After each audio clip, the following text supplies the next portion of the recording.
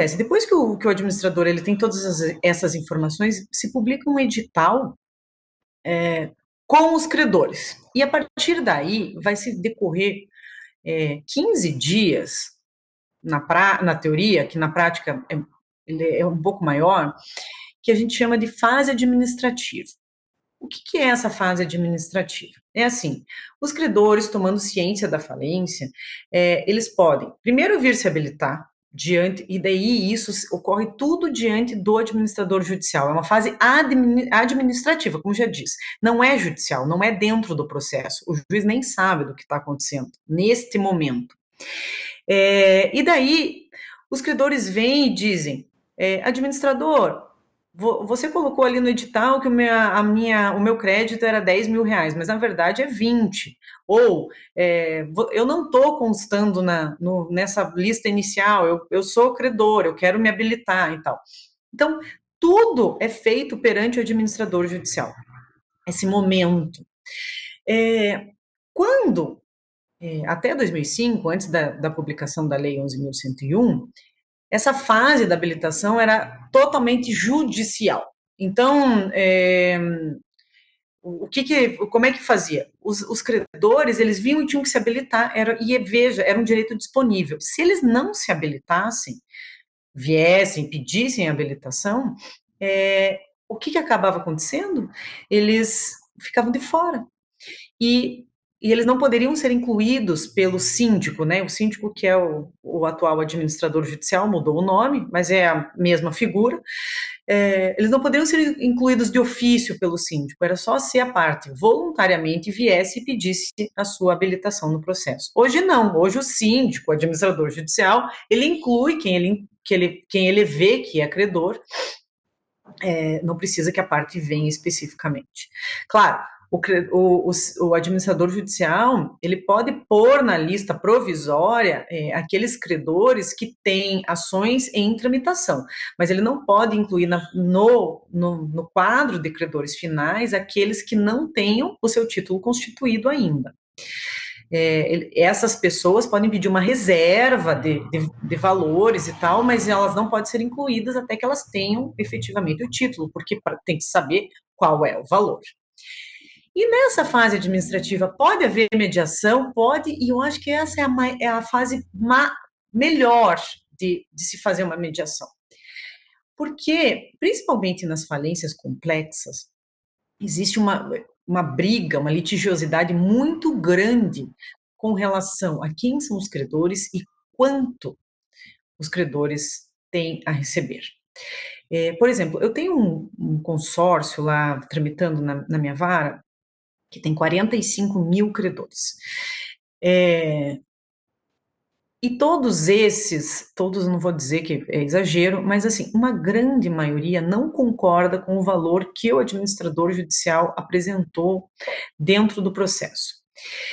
E isso está causando uma litigiosidade assim, sem fim, porque daí, se o credor não concorda e eles não chegam a um denominador comum com o administrador judicial, isso se transforma numa questão judicial, ele vai judicializar isso. E daí vira uma confusão. Eu tenho mais de 5 mil processos em andamento por conta disso.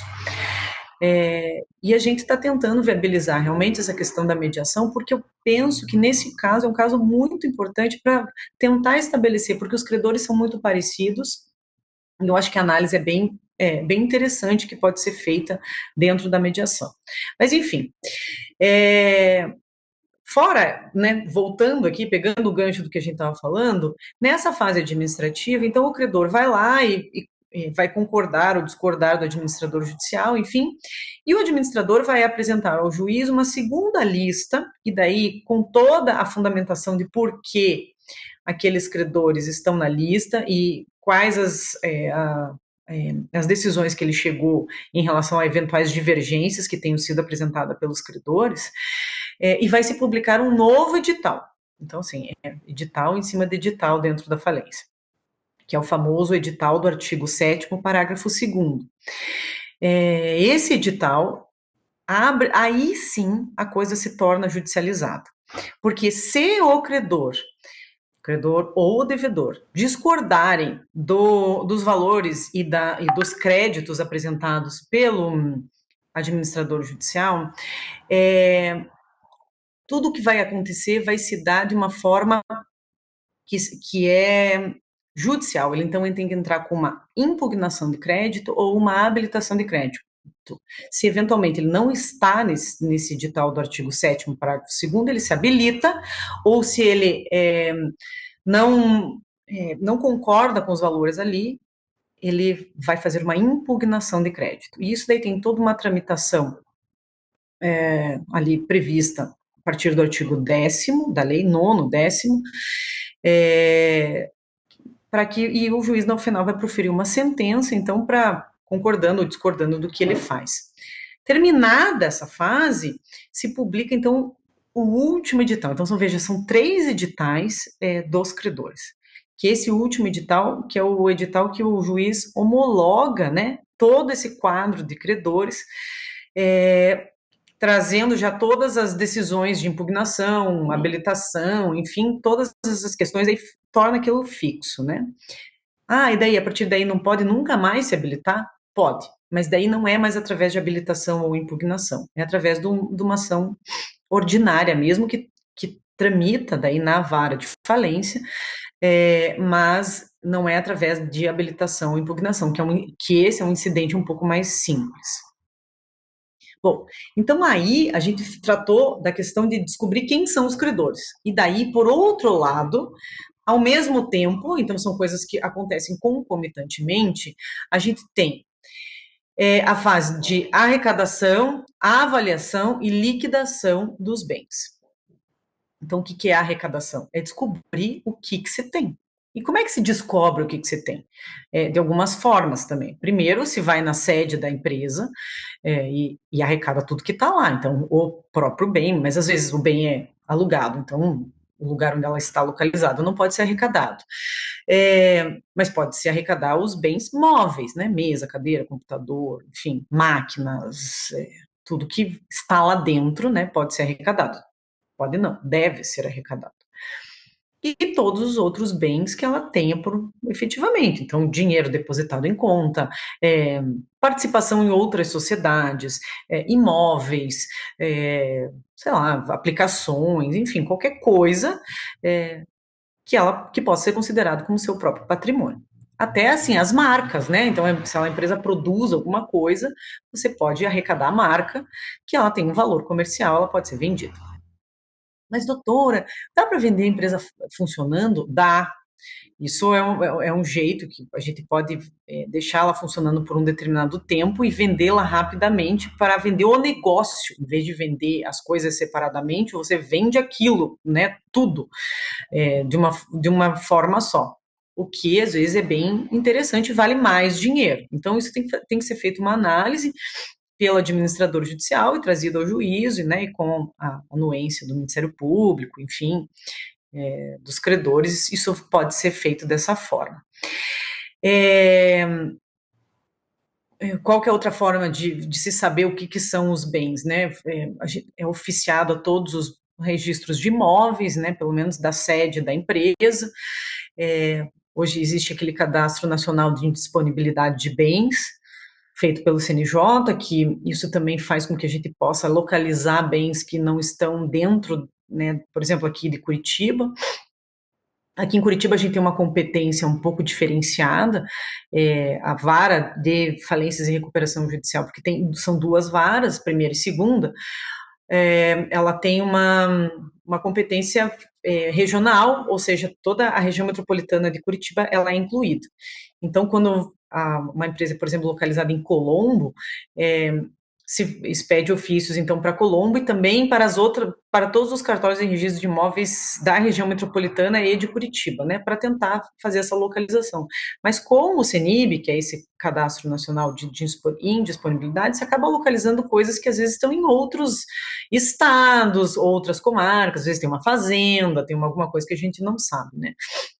Então, através disso, você consegue fazer essa localização. Bom, localizados bens e arrecadados, que é através de um auto de arrecadação, que o administrador traz ao processo. Os bens são avaliados e vendidos. Na avaliação, dá para fazer mediação? Dá também. Mas como assim? Pois é, porque na avaliação tem muita litigiosidade também, principalmente com o falido ou com os credores. E, gente, lembrem sempre, quando a gente fala em falido, não é a pessoa física do falido, é a empresa sempre, tá? O falido, quando eu falo, é a empresa, o XYZ que está falido, tá? Não é a pessoinha que era o dono da empresa, tá? Mas tem muito litígio nisso. Claro, a avaliação é uma questão técnica, mas que pode ser levado à mediação porque muitas vezes envolve algumas questões subjetivas. Por exemplo,